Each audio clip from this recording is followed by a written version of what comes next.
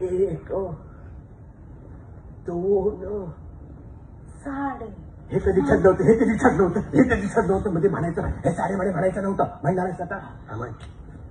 एक दोन. बापूस म्हणणार तुझं साडेमाडे सगळं चुकवलं सगळं. आता मी म्हणतो तू काही म्हणू नकोस. एक दोन साडे माडे. हरी हरी हरी हरी. ज्ञानबा तुकाराम, ज्ञानबा तुकाराम, ज्ञानबा तुकाराम निवृत्ती सोपान. ज्ञानबा तुकाराम.